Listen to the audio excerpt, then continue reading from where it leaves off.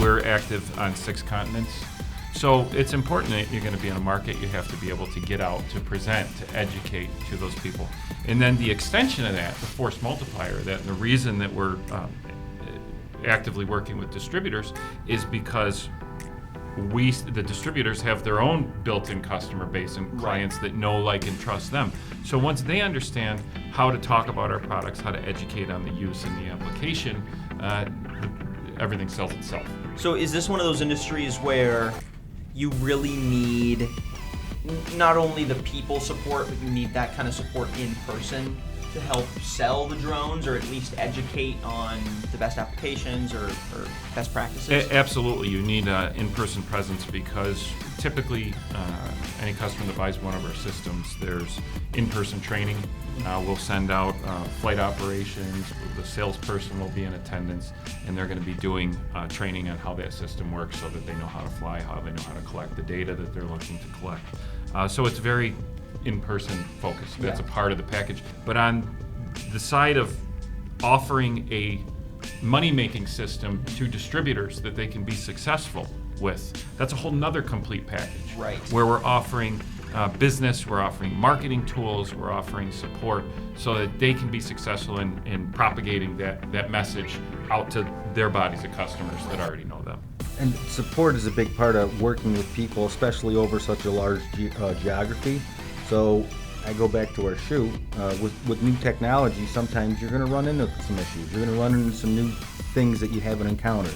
Our clients are really pushing these drones to the limit, and we experienced that a little bit while we were on the shoot, but Matt was right there. He quickly diagnosed what the issue was, fixed it right on hand, and they didn't have to send the drone back or make a ticket or do anything else, because we have that relationship where we can work with them hand in hand. Yeah. We revised our entire trade show presence and global program around our distributors. Really? Really, we call it the Microdrones World Tour, globally local, and we have our sales teams going out to the smaller, rather than the big, huge trade shows where you're sort of lost in the crowd or you're selling to your competitors. Right. We go out to the events that our distributors are attending. We're there to just present drones on their behalf with them. And we've achieved a pretty aggressive presence doing that. And what that does is that puts our product in front of the actual guy who's out in the field working with these things every day. The larger trade shows, look, a guy that has to work, he's out in the field running around doing this stuff. He's not getting on a plane and going to Germany to see what the latest technology is, or across the country. Very well may get in the car and drive 50, 100 miles down the road to see what's new. Right. And that's why we made a very conscious decision to focus like a laser. Excuse the pun. Right. Laser, LiDAR, oh boy.